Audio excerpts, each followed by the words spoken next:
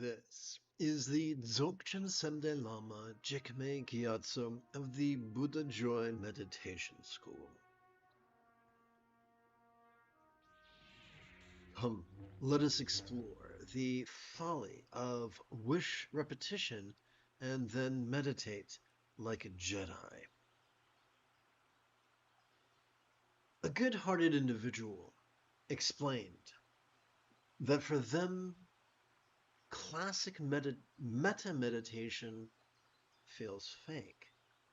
They then elaborated, explaining that as they were taught, meta-meditation is merely the repetition of phrases. Yes, those phrases sound kind, sound loving, but they wondered if mere repetition could transform the brain. And like most questions when it comes to meditation, neuroscience has much to say.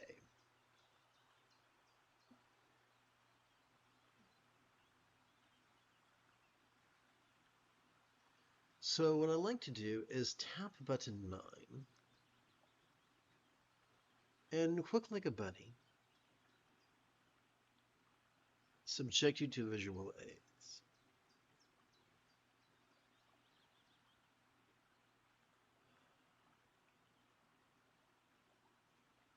Not everything that claims to have been written by the Buddha was written by the Buddha. For the superstitious and the rigid, this is heresy. For those who are flexible and laid back, this makes total sense. It's easy to attribute teachings to a person who never uttered them.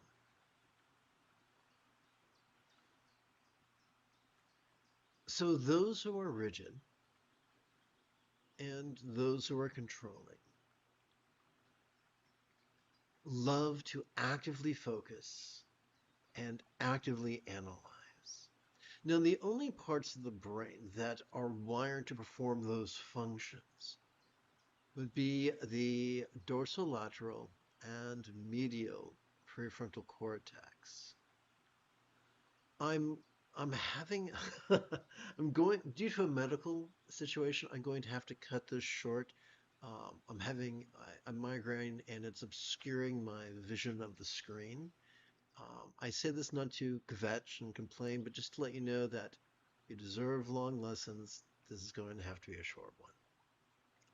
The problem with overworking the prefrontal cortex is that the more we do that, the more likely we become to begin presenting with symptoms of depression, no less triggering our amygdala, the seat of anxiety and aggression, which I think you would agree is the opposite of loving kindness.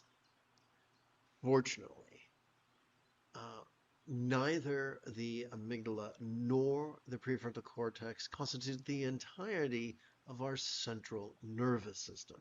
Consider, if you will, both facets of our spinal cord, whose fancy name altogether is the nexus of the autonomic nervous system. When we take a relaxing break from the exhausting habit of actively competing against our autonomic nervous system, as we have been conditioned to do so by society, and instead perform the subversive act of passively cooperating with the nexus of our autonomic nervous system, amazing things happen. The aggression and anxiety of our amygdala is calmed, and the empathy of our anterior cingulate gyrus is gently, non-neurotically stimulated. Well, that's very good news. The question remains, well, that's great, but how do we do it? How does an everyday workaday Joe like myself subversively transcend my habit of actively competing against it. It's not enough to want to, I need to know exactly how to do it. Glad you asked.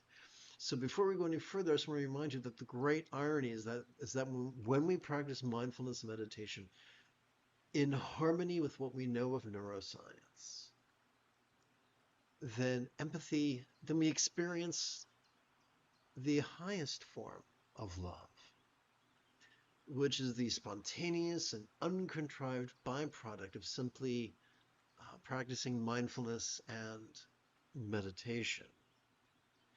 Here's the irony. When we begin to allow neuroscience to, I'm going to jump back for a second. There are those who love power and prestige, and those who are laid back and loving. Those who love power and prestige are more concerned with acquisition of power and prestige than they are with the mastery of the Buddha's teachings. And consequently, when these people get into power, at best they don't know what they're doing, and at worst they deliberately alter their teachings to support their agenda, their elitist and controlling agenda. However, this is the cool thing. The more we allow a rudimentary understanding of neuroscience to inform our practice of the Buddha's teachings, the more the ancient writings are clarified, the more they make sense.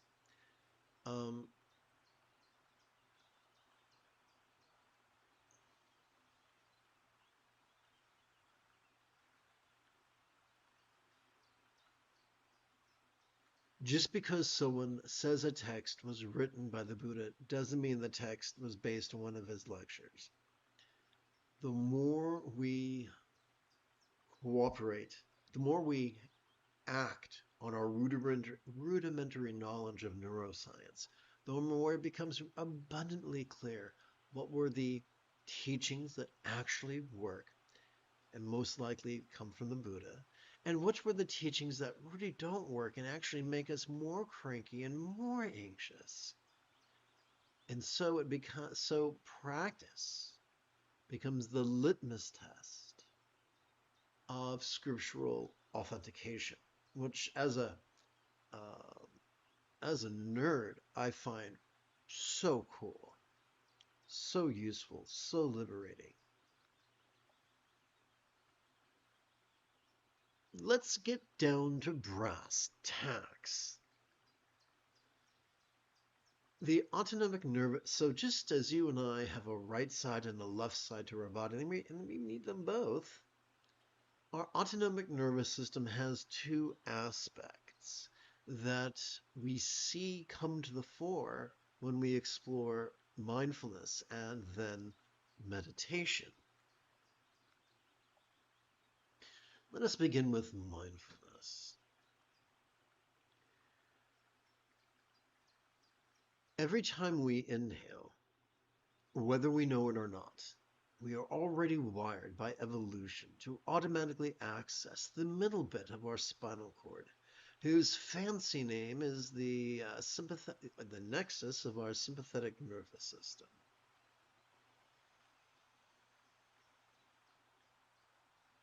This sympathetic nervous system has evolved to help us to notice in a very special way. It has evolved to help us to vulnerably, passively, viscerally, randomly, and fleetingly notice mind's antics of perception, seeing, hearing, feeling, tasting, smelling, and the like, including the full spectrum of human emotions, intentions, cognitions, recollections, and imaginings, including the external and the internal, the physical and the mental, the pleasurable and the painful, the interesting and the boring, the glorious and the grotesque. And so, in a nutshell, mindfulness is simply watching the antics of mind. How do we practice it, though? Here's the rule of thumb.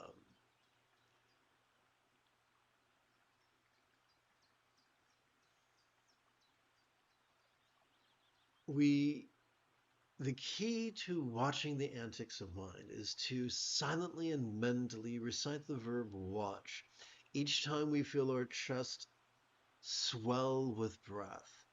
That's it.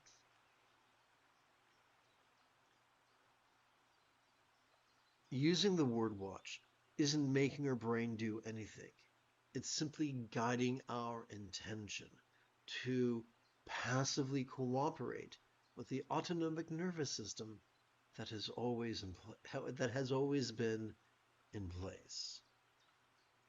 The question remains, however, what are we to do with that which we have noticed during our previous inhalation? And the answer is simple: we're going to meditate. Every time we exhale, whether we know it or not, we have evolved to automatically access two separate parts of our spinal cord, which we could think of as both the attic and the basement. When these two parts working as a team have a fancy name, and that would be the nexus of our parasympathetic nervous system. It has evolved to support the physical act of relaxing. It helps us to relax to such a degree that which we noticed during our previous inhalation could fleetingly feel less stressful, less permanent, less defining, and even as non-graspable as a vast empty void. Like the illusion of the infinite outer sky on a bright and beautiful cloudless morn, which although could look tantalizing to the eye, could feel non-graspable to the hand. So we see the cryptic terms emptiness and no self serve simply as metaphors to describe the visceral experience latent within each exhalation. In a nutshell, meditation is simply relaxing into the non-graspable aspect of mind.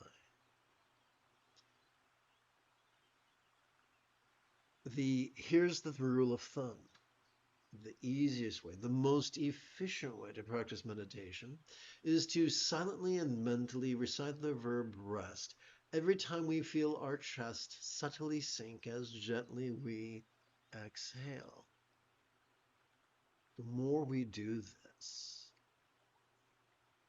one of the great ironies of enlightenment is that the Buddha taught in his discourse on the four bases of mindfulness that one could master his path in as little as 7 days. Enlightenment is simply getting so good at the Buddha's Eightfold Path, getting so good at the Buddha's 8 tools that we practice them spontaneously, habitually, easily, and effectively. So here's the delicious irony. Simply by watching and resting every 12 hours or so, we cannot help but automatically practice greater kindness of intention, communication, conduct, and commerce, which are in perfect alignment with the four bases of mindfulness: the mental, the interpersonal, the physical, and the circumstantial. And so the highest love, just like the late Tulku Thondup insisted, the highest love is not a contrivance. It's not brought about by superstition. It's simply brought about by efficient cooperation with our own autonomic nervous system. Welcome to the lazy bastard path of quick enlightenment, where the easiest practice is the most efficient one.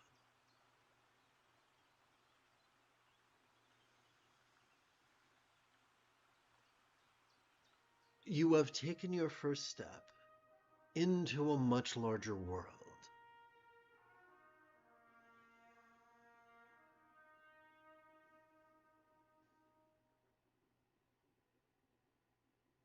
If you feel that I have earned it, you could give this live stream a thumbs up.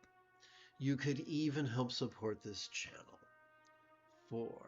Meditate like a Jedi is made possible thanks to the generosity of viewers just like you.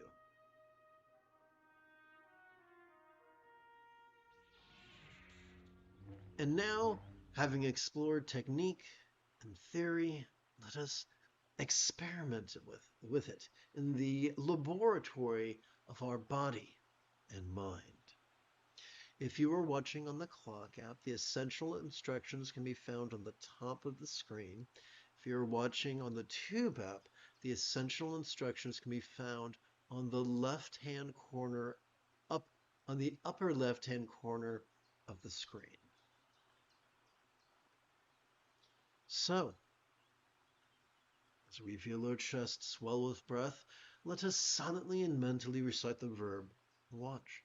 As we feel our chest subtly sink as gently we exhale, let us silently and mentally recite the verb watch.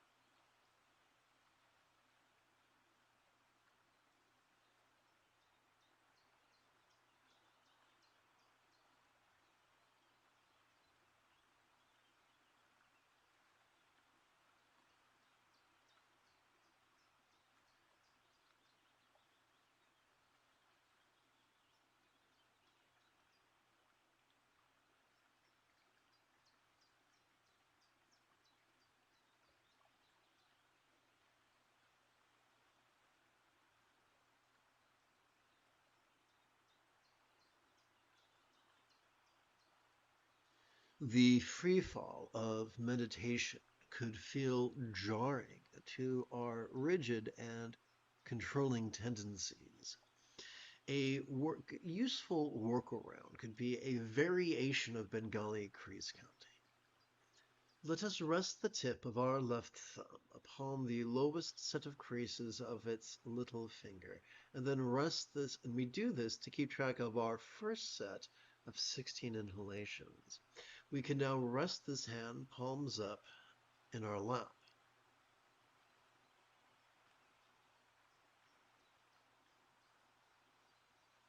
Each time we silently and mentally recite the verb watch during our inhalation, we can advance our right thumb up the creases and tips of each of its fingers. Let us begin with our right little finger, together as a team.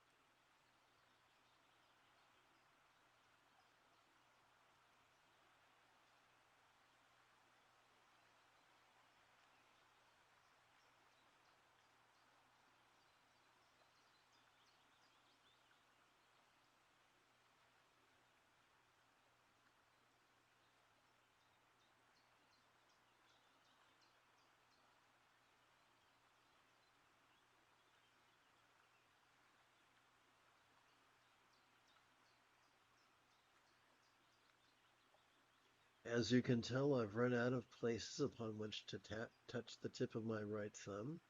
Therefore, it's time to advance my left thumb up to the second set of creases. And now you get the basic visceral idea of how we can use our left hand to count 16 sets of 16 inhalations each.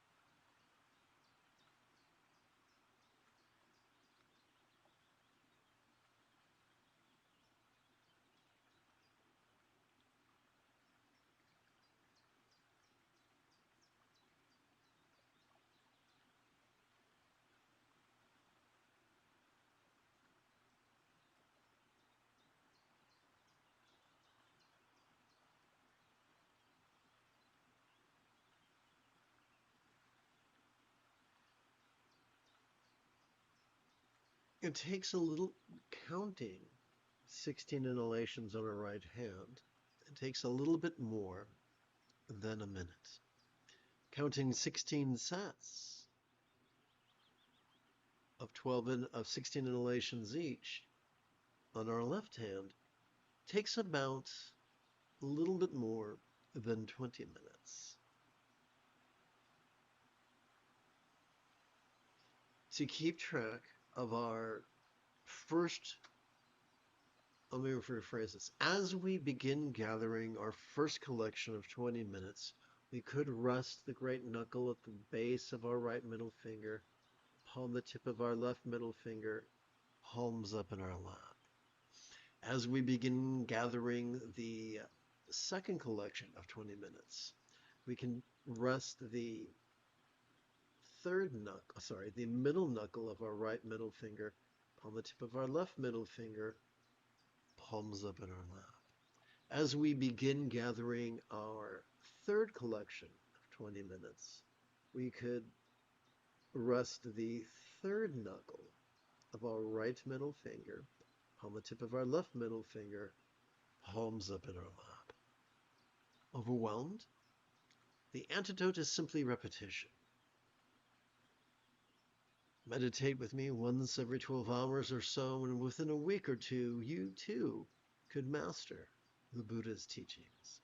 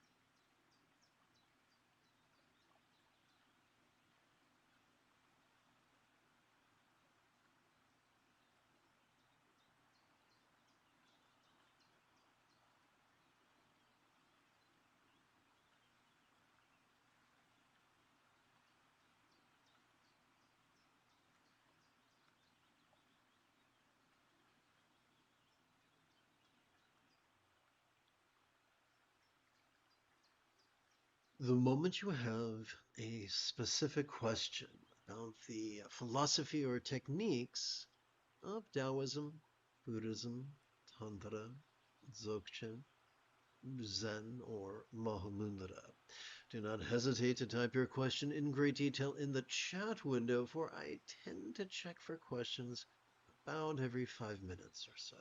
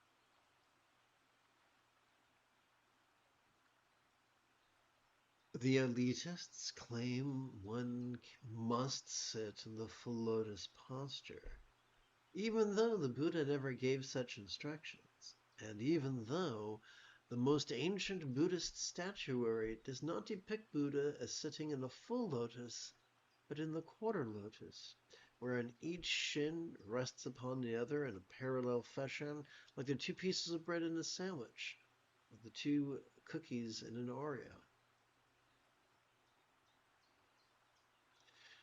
Therefore, the rule of thumb for sitting is anything that is sustainable and allows you to lengthen your spine during your inhalation.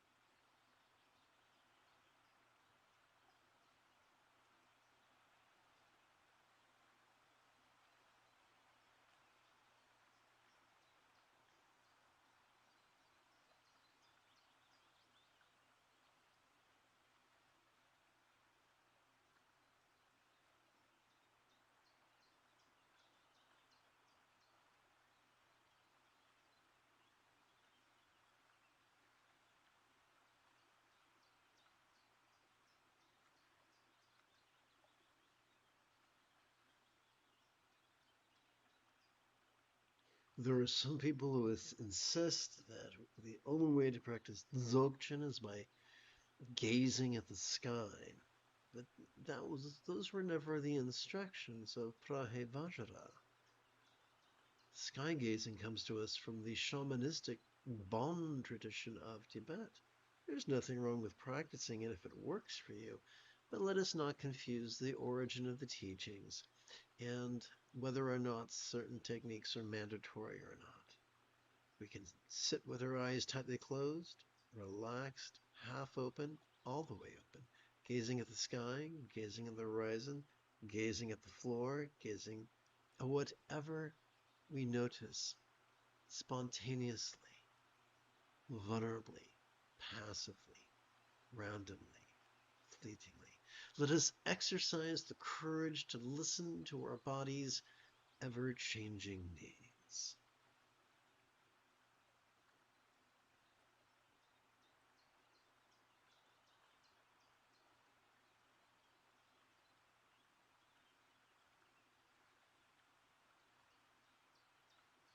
While we're listening to our body's joints, remember there's nothing wrong with gently adjusting our posture periodically.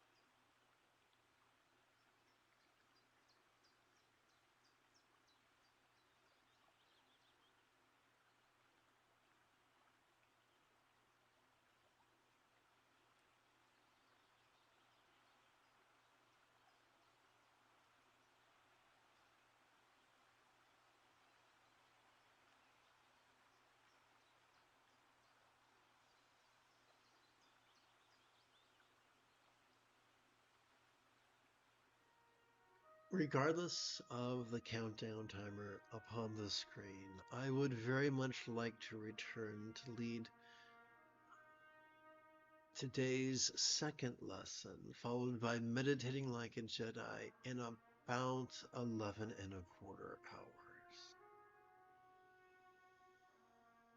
And if you are as geeky as me, may the Force be with you always.